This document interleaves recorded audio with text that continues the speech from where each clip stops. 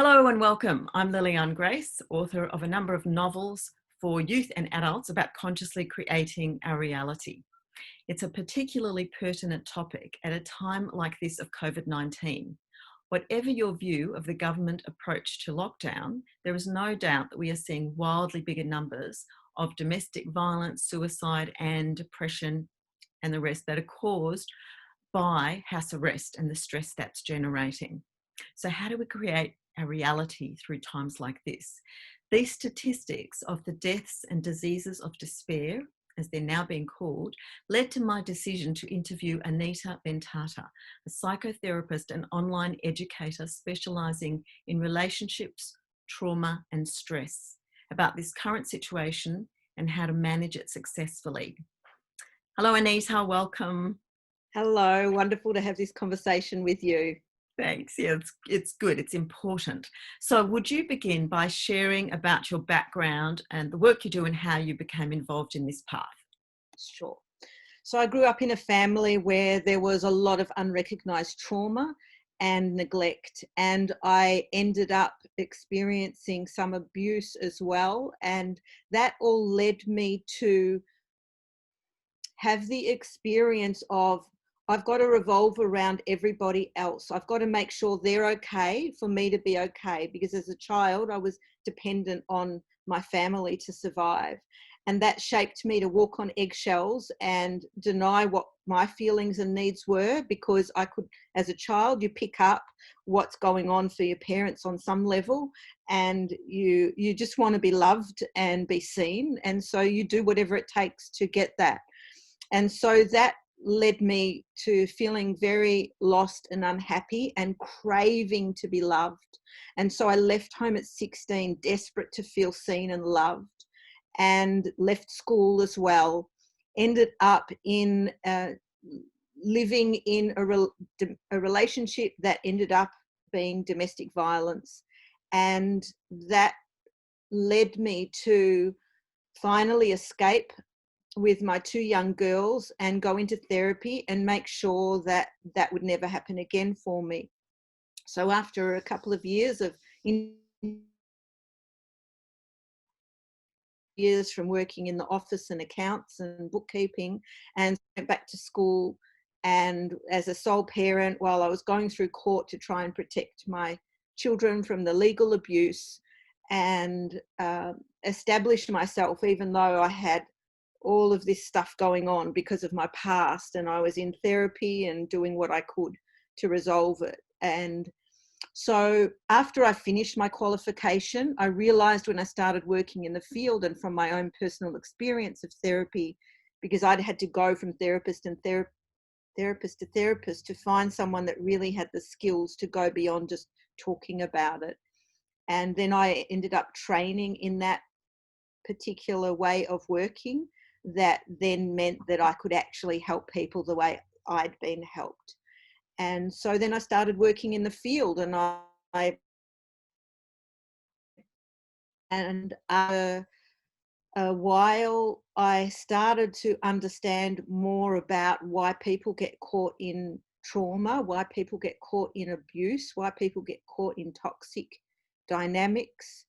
And I started creating my own theories and my own programs, and starting to take that more out into the world, because I guess after I've been working in the field now 25 years, and it's like I really want to be able to reach more people, more than the one-on-one that I can do per day, per week. And so I now do online programs. I do some one-on-one work still, but I do a lot of group work things and talks and books and things like that, because what I discovered was there was these basic skills and knowledge that none of us are really taught about, how to take charge of our own brain, our own body, and our own involuntary stress and defense responses. And so we're reacting, and we're so susceptible to the fear that's going around, and we don't know how to regulate ourselves and how to contain and process and think clearly, because when you go into overwhelm, your frontal cortex shuts down, so you can't think clearly. You're in emergency mode, and it's all about survival. It's not about actually questioning and processing, which is so important given what we're all going through right now. Yes, thank you. That's a perfect segue to my next question. But before we go there, I'm going to insert the fact that you are my sister. And so I can confirm everything you're saying. You know, I've witnessed your journey and obviously shared that same childhood upbringing of secrets and trauma and so forth. And yes, have witnessed your journey going into this relationship that was very troubled, and being a sister who was witnessing it but didn't have the skill of, which is why you're creating the courses you're creating, to know how to communicate with you about it. So Yes. it became a stuck situation for us as a family for a long time. Anyway, all right, so let's now, as I said, great segue from your last comment there about the times that we're in right now. So what are your views on the current situation and the fallout that's being experienced everywhere? It's all very well this concern about the virus, which more and more experts are coming out and saying it's actually not a serious virus, and the only people who need to be quarantined are those who are sick or those who are immune compromised. But the rest of us should be going on with our lives, because the fallout in terms of businesses shutting down and stress from lockdown and all the rest of it is huge. Please, would you share your thoughts on that from a professional point of view?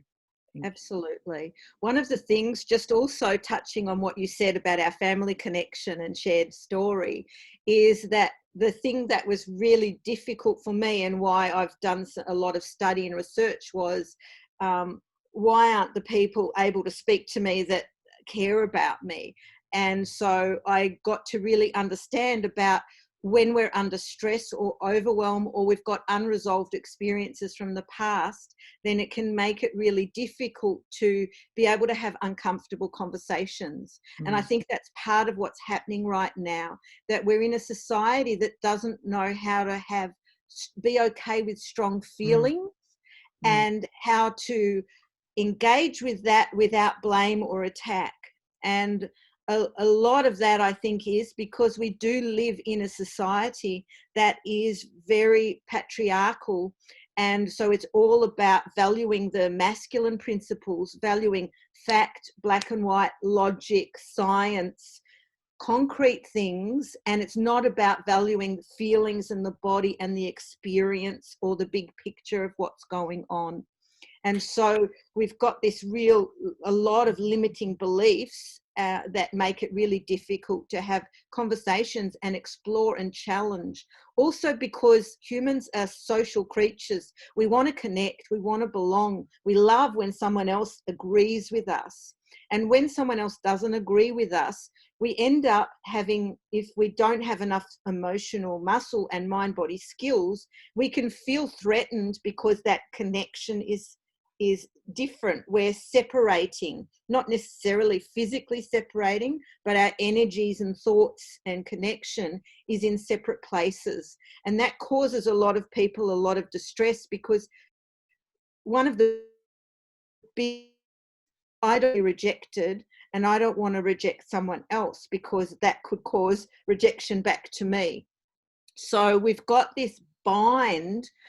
For me, I saw people in society are doing the same thing as what happens to someone that's in an abusive or toxic relationship, that you walk on eggshells, you deny, you minimize, and you act as if everything's fine, and you ignore the other things, hoping that they'll just go away.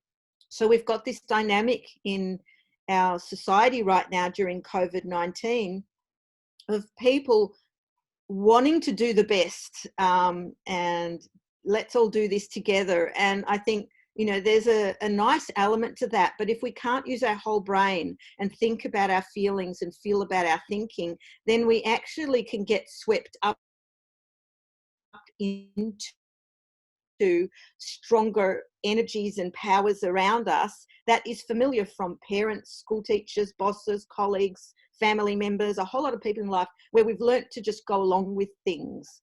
And for me, that links a lot to, as human beings, we have an incredible capacity to adapt And that's why we've survived when other species have become extinct. But the downside, because there's an up and a downside to everything, is that we then tend to adapt too quickly to traumatic, unhealthy environments, and why people get caught in abuse. And what I see happening in COVID-19 now. Sure, we've got to follow certain guidelines, but that doesn't mean that you have to swallow everything and not think for yourself and not question things and not explore and be curious about what is real. I see on social media so many people getting very righteous and outraged and needing everybody to back up what they think. And instead of allowing a conversation of difference and curiosity to explore, there might be more going on that they're not comfortable or ready to be with. And for me, that goes back to, that's a sign that someone doesn't have adequate mind-body skills and the capacity to know how to switch their brain out of the stress response so they can actually be processing, because nobody can think and process and be with the uncomfortable if they're in a state of hyper arousal. And for many people, they've been in that state for so long, they don't realize they're in it, and it's their normal way of engaging. So you're saying most people today are, the stresses of what's going on in the world today are kicking off triggers and stuff to stress and trauma that's been there for a long time, and it's just all exacerbating, and so they're yes. even And more reactive.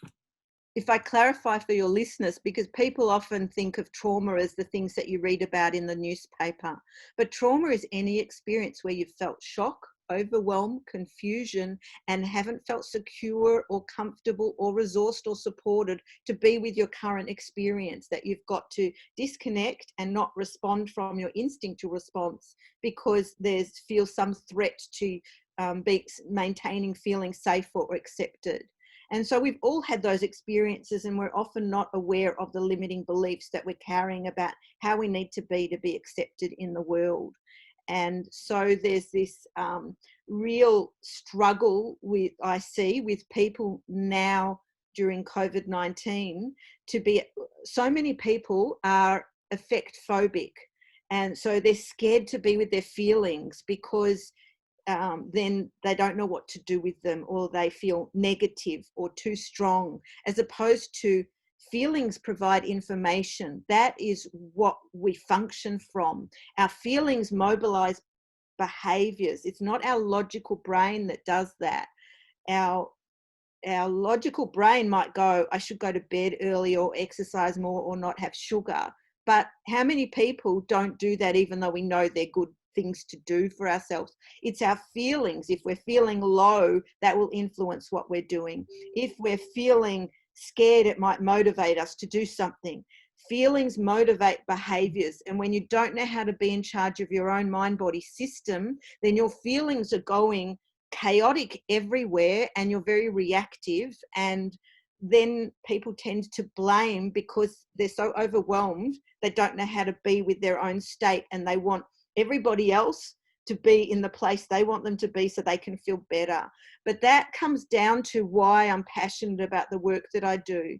Because when I had to go through court for like 7 years to try and protect my 2 children from ongoing abuse, and then when certain crises happened later in my life, it became so clear. I made 2 promises to myself that were really, really connected, is that no matter how you try to continue to persecute me, I'm not going to let you control me anymore.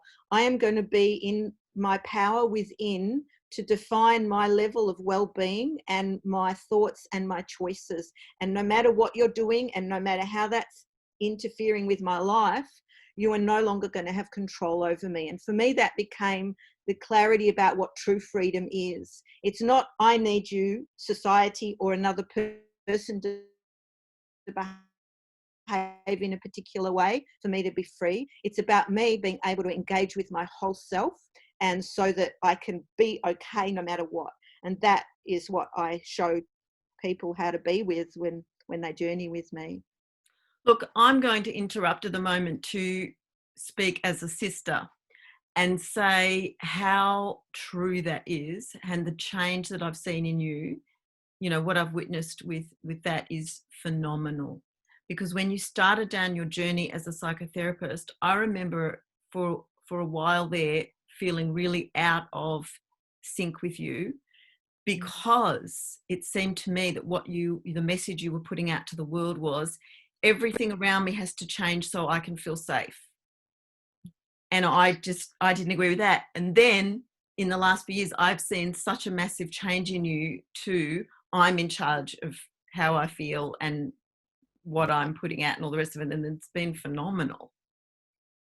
Yes, yes. It was a crisis a number of years ago that got me to go even deeper to understanding about how to tap in and access that true freedom. And if I can add it, what you said from your perspective about what it was like prior to all of that, for me, after feeling so invisible through my early adulthood and childhood, I really wanted certain people to include my reality, and I'd been encouraged through traditional mainstream therapy to, you know, be assertive, speak my truth.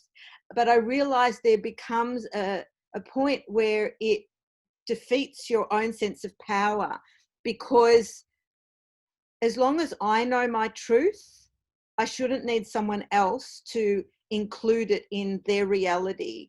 And so it was creating more tension in me. And it was that increased tension that led me to have to explore, I don't want to feel like this. And we were quite disconnected back then, and previously we'd been quite close. And so it was though, so experiences that we say are negative are not negative unless we label them that way. They're there to give us information, and it was guiding me to say there's something out of whack here. Something's too far one way. And so then it helped me to redirect myself to get in. But we've got to, working from the feminine principle, which is inclusive of the masculine and the feminine, so that the masculine principle within each of us supports that feminine principle within each of us. And so in that, there's an inclusivity of the whole of what we're thinking and feeling and experiencing. There's a flexible responsiveness. There's a curiosity.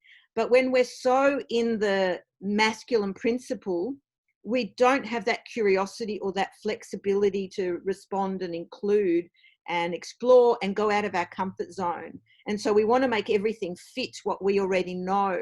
And the thing that I often say to people is to step out of what you know, to grow and expand and get more, you've got to step into the unknown.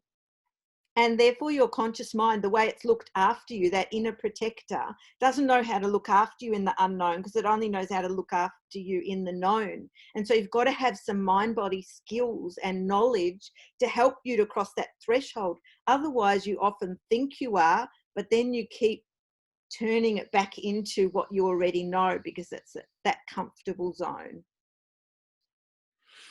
Yeah, so I think people nowadays, with lockdown and all of the restrictions and the lack of being able to have access fully to the things in life that have helped them cope, their anxiety levels are going really high, or they're doing defense behaviors like overeating or binge watching things, or getting outraged at people, or getting depressed because they don't know how to manage their own mind-body system. And it's so easy when you've got the knowledge and the skills, things can shift really quickly, because Okay, it's quicker than the mind. Yes, so that's a great segue to the next question, which is, you've just been awarded a government grant, to run a program for women to help them through this challenging time of COVID.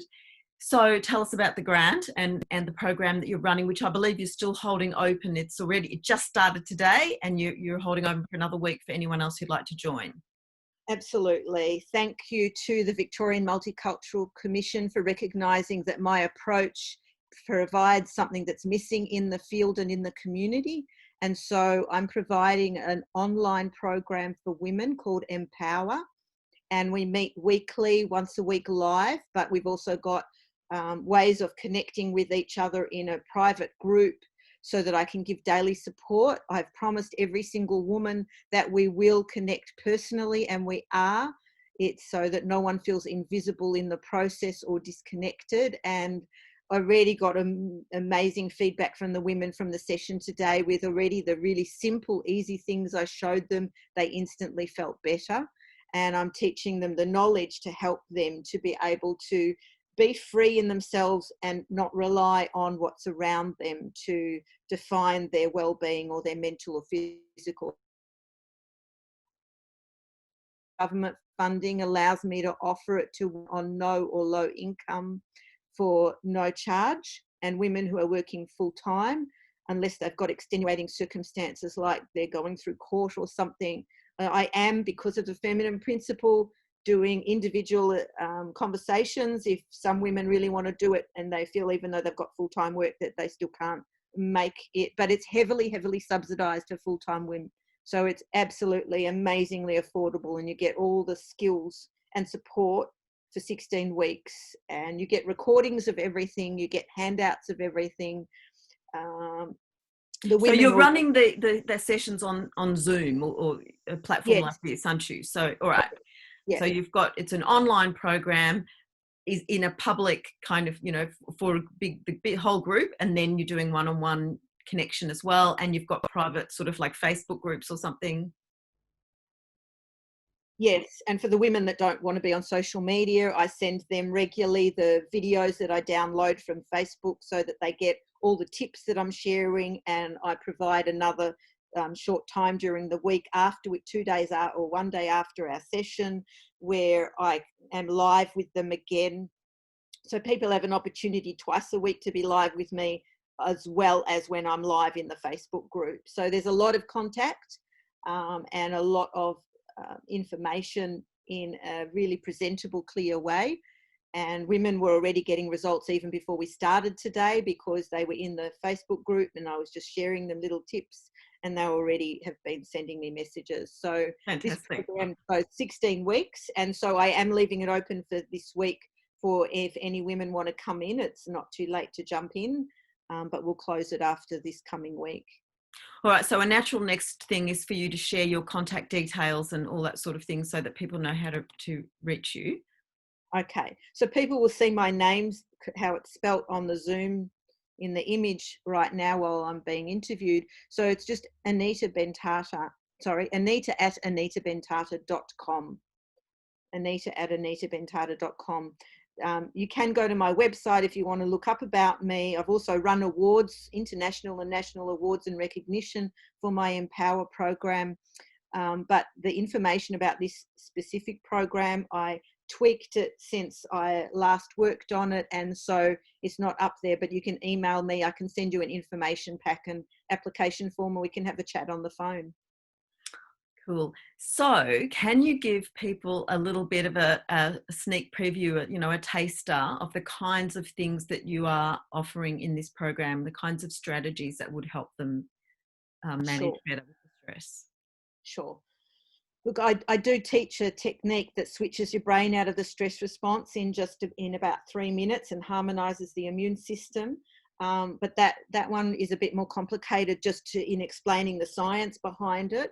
So I can show you a simpler technique now that's based on traditional Chinese medicine. We have a meridian that goes from like a zip from like our chin down to our pubic bone. And that meridian is called the Central Meridian.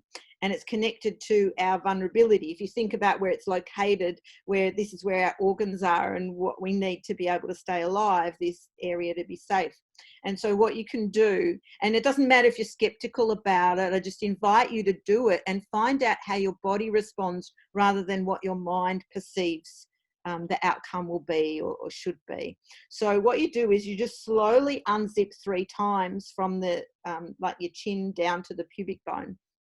And as you unzip slowly, you imagine like a zip opening and everything oozing out that doesn't belong to you, whether it's fear, limiting beliefs, memories, just feeling yuck, feeling stuck, feeling overwhelmed, whatever it is that's not life flowing and generative. And you can picture it with color or symbols or shapes, or there might be memory things that in whatever way, just connect to that and sense, feel it coming out of that zip while you zip down. Then you zip up slowly from the pubic bone up 3 times, and then you're sealing your system back after clearing out what doesn't belong to you. And so then as you're zipping up, you might say a statement and have an image of something that for you symbolizes peace or well-being or love, or whatever it is that you want to have greater access to that will support you.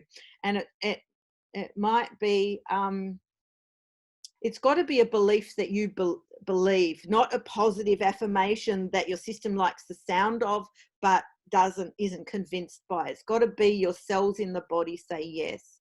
So it might be I can get through this, I've been through everything else in my life. Or it might be my essence is love, or my essence is good, but it's just got to be what feels right for you. It can change from time to time, but doing that zip, unzipping 3 times, zipping up 3 times with I have untapped power within me. I can define my my well-being and not be dependent on outside of me. You know, whatever statement gives you a feeling of well-being. Great. All right. That sounds So that's good. one tip. Another one, just on a thinking level. Yeah, if I can just add that, another one on a thinking level is when you're reacting to something, start to ask yourself, where is my power? Where am I giving my power away? And you know, if it's on fear and hope that someone else is going to save to make us feel better, it's like, do you want to wait till someone else does something that may or may not work for you, because actually they don't really know you? And but come back to what do I believe about power? Where am I giving my power away? Do I want to take my power back? Or am I okay with other people having the power for me? Because, yeah, I see that we're a society where the things I work with in domestic violence happen all throughout society. It's all about power and control, and how you engage with the power within you or deny it and elevate other people to have power over you. And yeah, so just start questioning and being curious in a non-judgmental way. Just be curious about what's your beliefs about you being powerful. Where's the ceiling? Yeah, good. Thank you. So do you have any last comments before we finish here? You had mentioned before when we were talking about the spiritual crisis that people are Yes. in now. So that might be a bit of a... Yeah. Thank you for that reminder. There's always 100 million things I could say. So what I see that's happening now is a crisis to do with how we engage with power. We deny our own power. We project it onto other people, and we've lost, I think we have a spiritual crisis because we've lost trust in a power of that which is greater than. And it doesn't need to be religious. But what do you believe in relation to that which is greater than? Because if you place the power in politicians or other people, then you're vulnerable to the level of how conscious they are and what their journey is instead of your own. And so for me, a lot of the work that I do is not a lot of the work, but one of the questions I ask at the beginning when I'm working with someone is, do your spiritual beliefs match what you actually believe on a day-to-day basis? Because very often we have these nice spiritual beliefs, but they actually don't align with what we're thinking and believing on a daily basis. And when we can explore, if we actually don't even have spiritual beliefs, and explore what do we believe, and it doesn't have to, it's not religious, as I said, it can be believing in nature and the cycle of that power that's greater than us. but what do you believe about how the world works? And I think because we've got this spiritual crisis of trusting something greater than us, we're in an incredible amount of anxiety and fear because we don't trust that our connection and our communication and our receptivity to receive guidance from that which is greater than. So this is a wonderful opportunity for everybody to connect to themselves and to connect to that which is greater than, and dissolve that fear and anxiety. Very true. And the word power reminds me, it's a good little anchor bag. Thank you for that. To this new book that I'm about to launch called Power of the Light. And this book is, it's a novel about a boy whose father has cancer. And cancer is a pandemic much more serious than this virus because it's affecting 1 in 2, I think it's 1 in 2 men and 1 in 3 women, not including skin cancer. So it's really, really prevalent through our community. And this story explores this father on his cancer journey and the son's response to it. And the critical power issue around how they respond. Are they going to react to the diagnosis in fear, as many people are reacting to what's going on in our world today? Or are they going to create from that center, from that core of power? So this is such a fabulous, aligned conversation that we're having here, and everything has just flowed so beautifully. Anita, thank you very much for sharing. Can we just remind everyone that you've got this amazing program happening right now for women? Money is not a barrier because it's so heavily subsidised, and it's a wonderful opportunity for any women at home now feeling stressed with having to homeschool kids, or because relationships are not working well and everyone's crammed into that sardine can together, or whatever else is going on. Please reach out to Anita at anitabentata.com. Anita, do you have any last things you want to say before we wind up? Of course.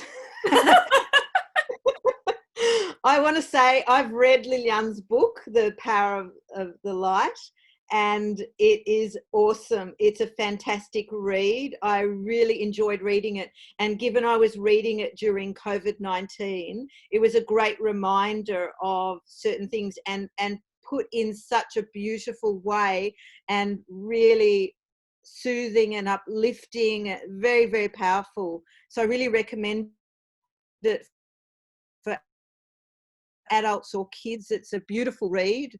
Loved it. Thank you. Okay, well, thank you for your time, and I hope all those who come across this conversation get some value. I mean, how can they not?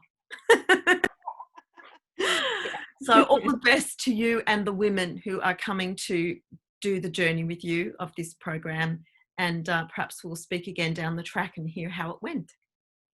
Okay, I would look forward to that. Yeah, and maybe we can even do a talk to do with childhood, because that might be interesting, the different perspectives.